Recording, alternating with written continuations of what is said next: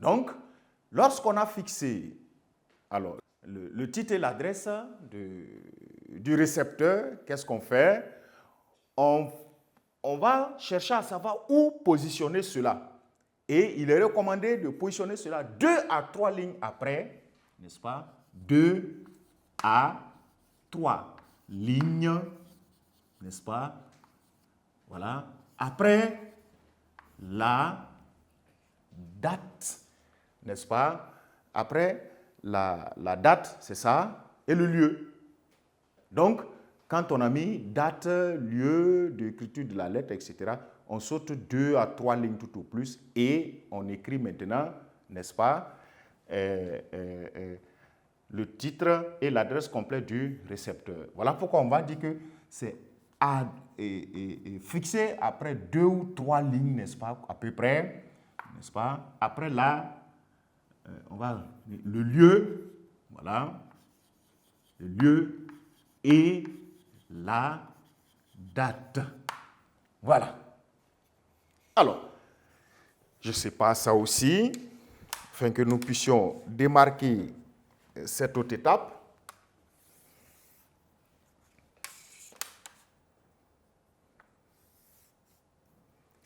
Si cela est mis, n'est-ce pas, on en vient au débat du timbre. Ainsi vient le timbre. Il peut être fiscal, n'est-ce pas? Il peut être communal, voilà.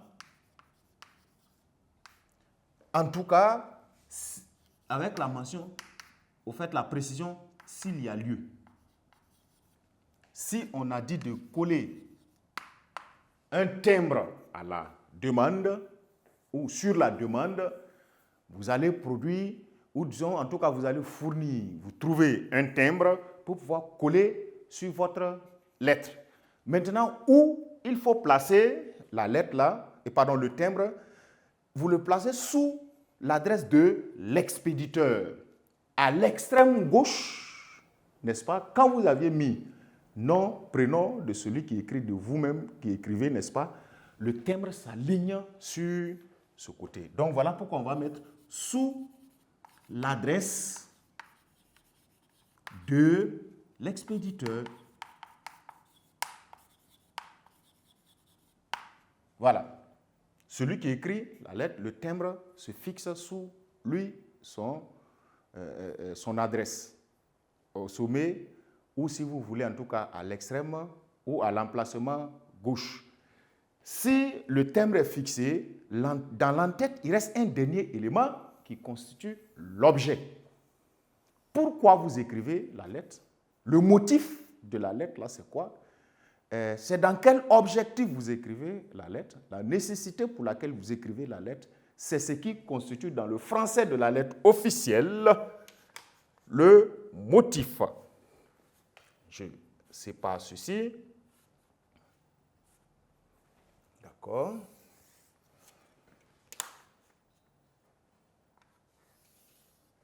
Et nous allons mettre maintenant là, un dernier élément de l'entête, l'objet. Et l'objet n'est pas plus que, on va lui l'expliquer un peu, c'est le motif de la lettre. C'est-à-dire ce pourquoi on écrit la lettre. Et où est-ce que vous placez l'objet? L'objet se place sous le timbre. C'est-à-dire,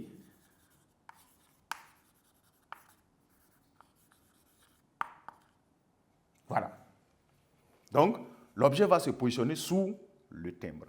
Pour en arriver là, voilà, chers amis apprenants, n'est-ce pas, comment se rédige l'entête d'une lettre officielle. Or, vous allez vous rendre compte qu'au niveau de la lettre privée, il n'a pas été question de ces différents éléments pareils, n'est-ce pas?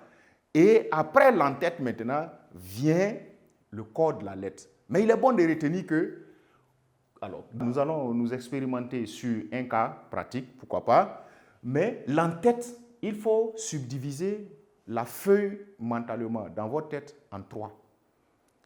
C'est-à-dire la feuille, vous imaginez la feuille divisée en 3 parties. La première partie là, ou le premier tiers là, il faut faire l'effort de tenir l'entête là-dessus. Sinon, votre lettre va présenter une forme déséquilibrée. Or, on a dit que c'est un modèle d'écrit ou d'écriture ou de rédaction qui tient compte à certaines caractéristiques qui peuvent être de forme. Voilà. Donc, la forme déjà doit être bonne. Si l'entête a avalé plus de la moitié de votre feuille déjà, ou presque la moitié de votre feuille, ce n'est plus intéressant, car la deuxième partie n'est pas encore arrivée et qu'on continue sur l'autre côté. On suppose que notre tableau est toujours, notre tableau est continu, d'accord? Je vais matérialiser quelque chose comme ça pour le plus petit carreau de l'extrême gauche, n'est-ce pas? Qui donne toujours les parties. Imaginez que c'est la suite du tableau, comme ça. Et nous allons fixer là, pour la forme, pardon, pour les éléments ici et l'emplacement là. Néanmoins, nous allons le fixer, c'est-à-dire ça continue ici les parties. Voilà. Ici, les différents éléments de chaque partie. Voilà. Et là, les emplacements des éléments là, justement. Voilà. Maintenant, nous en venons au corps de la lettre, comme étant la deuxième partie, n'est-ce pas?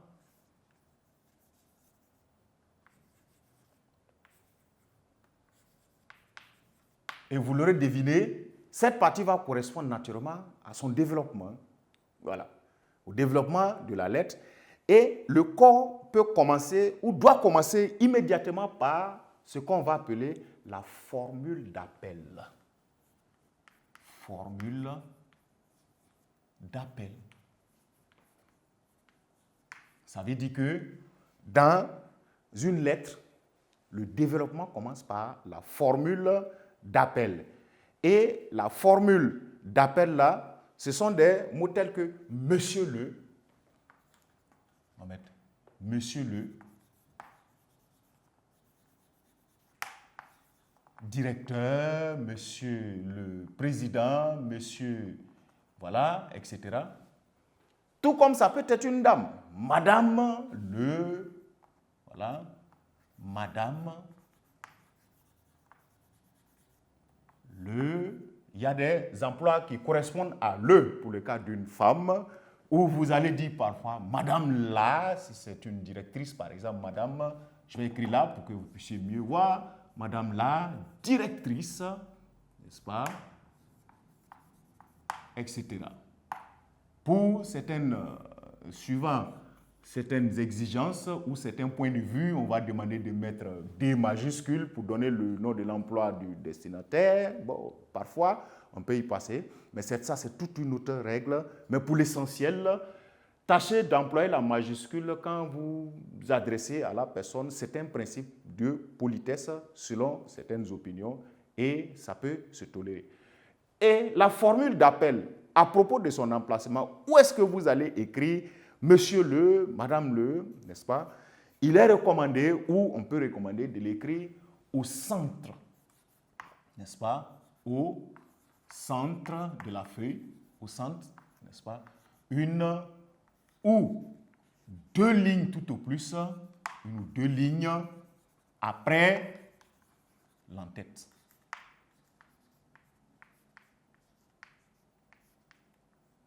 Voilà. Après l'entête, une ou deux lignes tout au plus, vous fixez, voilà, la formule d'appel. Pour que la personne se sente appelée, on attire l'attention de la personne vers soi, pour commencer maintenant à lui dire pourquoi on lui adresse une lettre. Bien.